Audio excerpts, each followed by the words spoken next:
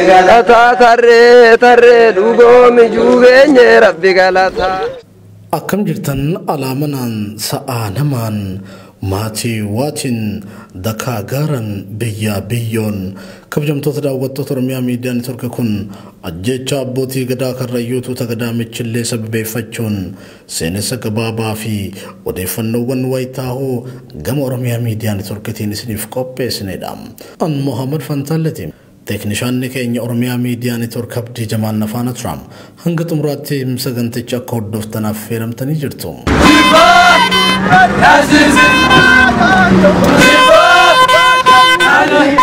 Hawaasni karrayyuu naannoo Oromiyaa godina Shawaa Bahaa aanaa Fantaallee keessatti argama.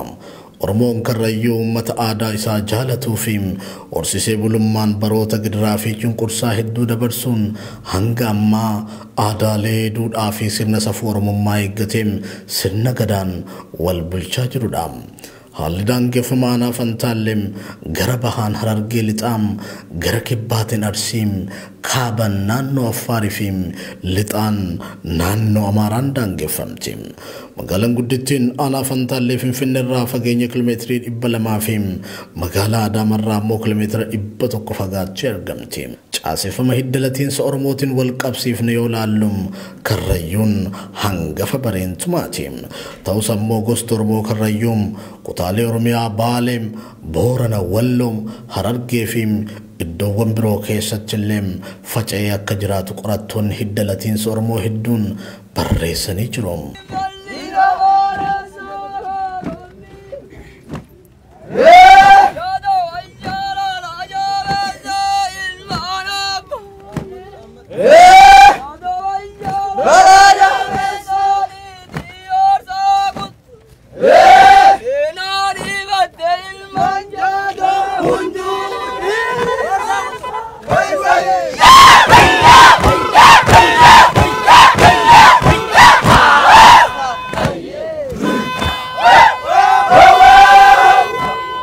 Karrayyichin angafa bareentumaatiin karrayyichin ilmaan lama horateen baasuu fi dullacha jedhamuun beekamu. Dullacha angafa yoo ta'u baasuu ammoo qoxisuudha. Baasus dullachis gosoota hedduuf jalaa qabu. Gosoota angaftichi yookaan dullachuuf jalaa qabu laalla. Dayyuum, Tootayyaa, Abbaadhoo, Booddaa fi hawaason shanan dayyuu jedhamanii waamamu. Mulaataa, Gurraachoo fi Galaan kan jedhaman immoo Booxa sadeen jedhamuun waamamu.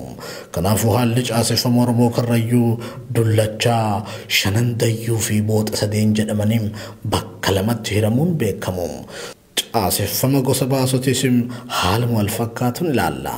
Latiinsi caaseffama gosa Oromoo karrayyuu baasotis gosti dhaasuu sadii fi gosti abrii 4 walitti makamuudhaan torban iluu jedhamanii beekamu. Isaanis akka gosa tokkootti ilaalamu. Doorannii fi Kooyyeen dullacha keessaa mulaataa akkasumas gosa ituu akka moggaasa Oromtichaatti karrayyuutti ida'aman Algaa, Moomajii, Jiillee, Addaayyuu fi Waayyee makataniin 8 daadhii yookaan 8 daadhii jedhamanii waamamu. Kana malees gosti karrayyuu baasoo Dagaa fi Beerreen gosa ituu keessaa Gaamoom, Baabboom, Baayee, Meettaa, Wacaalee, Elellee fi Leeban dabalachuun 9 Galaan jedhamanii waamamu. Kana kan kaafne hiddalatiinsa Oromoo keessaa kan karrayyuu warra bareentumaa akka hubannuufi. Dhugomi juugeenye rabbi galata tarre dhugoo nagaan geenye rabbi galata tarre dhugoo nagaan geenye rabbi galata tarre dhugoo nagaan geenye rabbi galata tarre. Dhiittaa baroota mootummaa abbootii irree kan Minilik lammaffaa bara 1889 hangam 1913 akkasumas Haile Sillaasee fi mootummaa abbaa irree kan dargirraa hafuudhaan aadaa boonsaa Oromoon hundittiin bulaa ture sirna gadaa isa dimokiraasii kan heera fi seeraa kan fuudhaa heerumaan kan tumaa caffee odaa irratti ciniinnatanii sadarkaa marra jiran kanaan ganii jiru.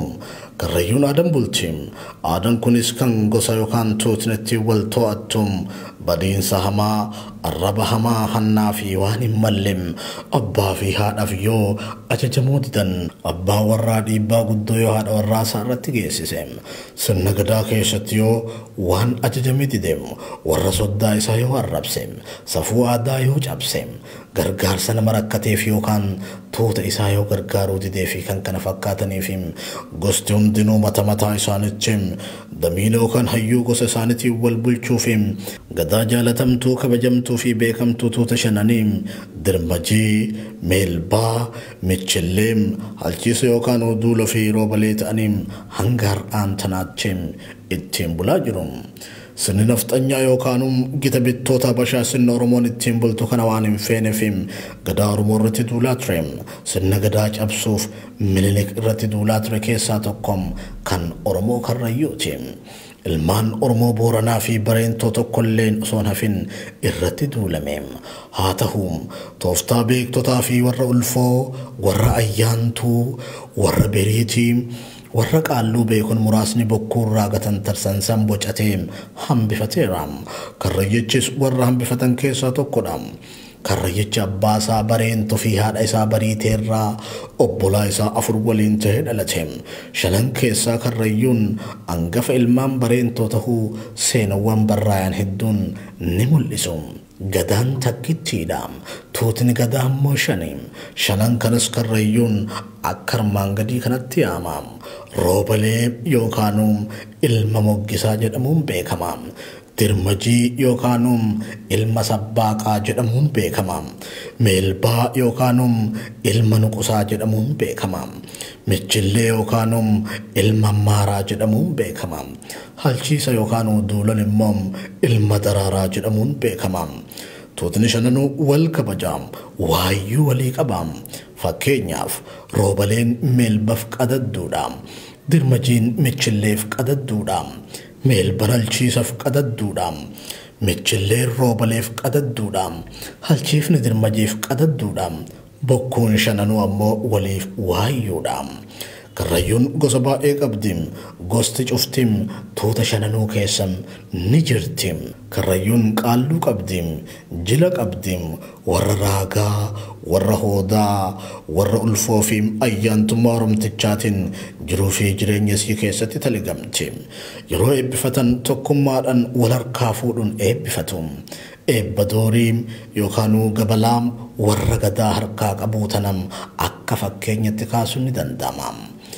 Minyadai, godudai, hurrumni mirgam, dirreen dannabam, adaboon goobam, goomni geerarsam, alalaasim, alaagali, dandotai, sindandahin, fantaalletai, guddadhu, boosattai, mul'adhu, dobbiitai, diina gubi, odaatai, firii baasi, firaambooni, oromootai, bal'adhu, fantaalletai, mul'adhum danditahim sindandahin itti cibraa dhoosi qabadhum qabadhe jechaa wal eebbisu.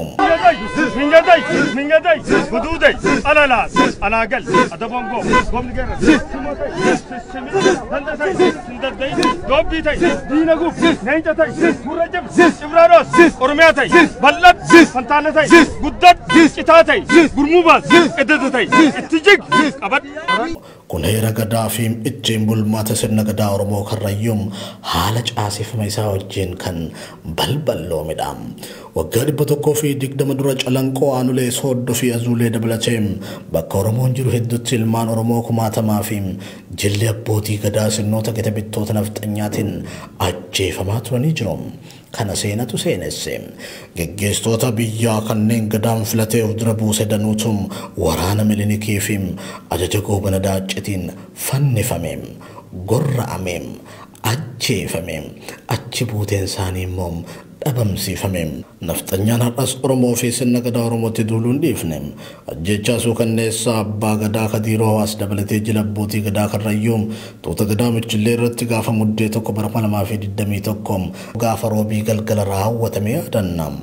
Bilxiginnaatu ajjechaa suukanneessaa abbootii gadaa karrayyuu tuuta gadaa michillee fi warra ulfoorratti raawwate gaafas qeen karrayyuun dhiigan hallamte tuutni gadaa ilma maaraa yookaan michillee qeen warra gadaa karrayyuu gaddaan haguugamte namoonni gara jabina sirna kanaatiin ajjeefaman Kadiir Hawaas boruu abbaa bokkuu yookaan abbaa gadaa jiloo diidoo goota korma garaa hidheem fantaallee boruu galaasoom boruu fantaallee boruu galaasoom abbaa fi ilma bulaa fantaallee Hawaas bulgaa fantaallee Hawaas obboleeyyaniin jiloo boorrayyuu boruu godaanaa jiloo dhaddoo boruu fantaallee jiloo horroom gooticha korma garaa hidheem qumbii gurraacha dhaddachoo odaa carcar odaa fanto waaqayyoo dagalee fi mana hidhaa keessatti kan ajjeefame jiloo boorrayyuu faadha namoonni haala suukanneessan ajjeefaman kunneen qaalluu bokkuu abbaa sabbataa warra korma garaa hidheem jajjabiituu gadaa michillee jaarsa godaa manguddoo biyyaa fi dardara minyaatiin warri maqaa isaanii tarreessine kun hundee jal'aaba fi geggeessitoota sirna gadaatiin cufti isaaniitu bulchiinsa sirna gadaa keessatti gahee mataa ofii qabu kana cufatum tuuta gadaa michillee keessaa bakka tokkotti humnoota biltiginnaatiin duguugame ajjechaa kana boodas dhiigni qulqullootaa kan abbootii gadaa kan qaalluu bokkuu abbaa sabbataa warra korma garaa hidheem jajjabiituu gadaa michillee jaarsa godaa manguddoo biyyaa dardara minyaa fi ayyaanni karrayyuu karra nagayaa gurra lamaan qabatee iyyeen dhiifneem gola sirna isaan nyaatee biltiginnaa seeneem gurra lamaan qabachiisee iyyisiiseem ni waccisiiseem miidiyaaleen idila addunyaa wal duraa duuban gabaasanii jiru tibbana ammoo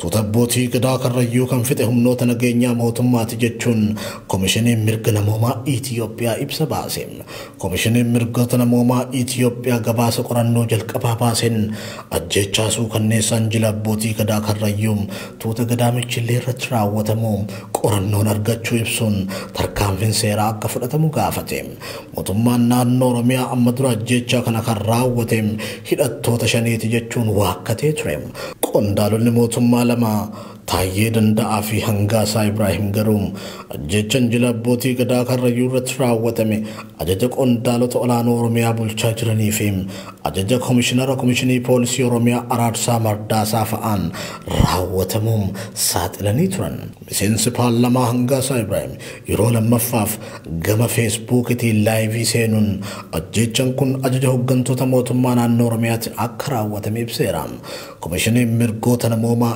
Itiyoophiyaa akka lakkoofsa Itiyoophiyaatti sadaasa 22/2014 godina Shawaa Bahaa aanaa Fantaalletti bakka gadaan michillee karrayyuu qubatee jirutti haleellaarra gaheen namoonni hedduun du'uu fi kaan madaa'uu eeruu isa irraa ka'uun qorannoo geggeessuu akka eegale hime komishiniin kun muddee 7/12/2014 akka lakkoofsa Itiyoophiyaa bakka haleellaan itti mudatetti argamuun miidhamtoota kanneen ijaan arganii fi maatii warra ajjeefamanii gaafachuun qorannoo geggeessuu hime sadaasa 22/2014 qaamoleen nageenyaa gara karrayyuutti maluun guyyaa keessaa sa'aatii jaarratti bakka jilli gadaa michillee qubatee jiru ganda xuxxuutitti warra gadaa keessaa namoota 39 to'achuu warra ijaan arganirraa ragaa odeeffachuu hime ibsaan majjii 25/2014 baase keessatti komishiniin kun miseensota gadaa gara bosona cabbii aanolee geeffaman keessaa 14 rasaasan akka ajjeefaman ibsee ture namoonni ajjeefaman abbaa gadaa Kadiir Hawaas boruu fantaallee boruum qumbii gurraachaa bulaa fantaallee roobaa Hawaas boruu godaanaam jiloo diidoo bulgaa boruu fi boruu jiloo kanneen jedhaman dabalatee walumaa galatti namoota 14 jedham abbaa gadaa Kadiir Hawaas dabalatee namoonni 16 garaan lafarra akka ciisan erga dirqisiifamanii boodam haala suukanneessan rasaasan ajjeefamuu fi namoonni lama ammoo fiiganii akka jalaa miliqan warra ijaan argirraan qoradhe jedheem komishinichi ibsa baase poolisoonni erga namoota ajjeesanii boodam reeffa dhoowwachuus ibsee jira reeffa namoota muraasaa ammoo bineensi nyaachuu kanneen boodarra reeffa namootaa kaasanii awwaalan irraa dhagahuu hime namoonni kunneen garaan gombi ajjeefamanii mataa fi duuba rasaasaan rukutamuu mallattoon akka agarsiisu ibseera. Tuuta gadaa keessaa namoota 39 qaamoleen nageenyaa mootummaa guyyaa sana qaban keessaa 23 buuteen isaanii dhabamee erga ture. Torbee lama booda reeffi miseensa gadaa Jiloo Boorrayyuu jedhamanii maatiidhaaf kenname. Reeffa kan kenne poolisoota mooraa humna addaa Oromiyaa magaalaa Mojoo yoo ta'an qaamni nama kanaa akkaan tumame mataan baqaqee akka ajjeefame maatirraa dhaga'uu ibse. Komishiniin kun miseensonni gadaa Karrayyuu kan ammoo torbee muraasa booda mana hidhaatii gadhiifaman. Miseensonni gadaa Karrayyuu kaan immoo torbee muraasa booda mana hidharraa bayan. Komishiniin mirgoota namoomaa Itiyoophiyaa miseensonni gadaa Karrayyuu 14 bakka humnoonni nageenyaa fi bulchitoonni naannoo sanaa jiranitti seeran alam haala suukanneessan poolisootaan ajjeefamuun ragaa amansiisaa qabaachuu ibse. Miseensota humnaan ugguramanii harka poolisootaa turan keessaa namni tokko osoo mooraa poolisii humna addaa Oromiyaa magaalaa Mojootti to'annoo jala jiru haala suukanneessaa fi karaa seeran ala ta'een ajjeefamuus ragaa amansiisaa qabaachuu hime. Komishinichi qaamoleen tuuta gadaa Karrayyuu irratti ajjechaa suukanneessaa raawwatan seeran akka gaafatamaniif qorannoon yakka sirnaa fi hatattamaa gaggeeffamuu akka qabu waamicha godhe. Maatiin namoonni jalaa du'anii fi kanneen qaamaa miidhaman beenyaa isaanii malu argachuu qabus jedheera. Komishiniin mirga namoomaa Itiyoophiyaa kanuma hordofuun ammoo seenatii Ameerikaatti koreen dhaabbii haajaalaa kanneen ajjechaa suukanneessaa raawwatan seeratti akka dhiyaatan gaafate.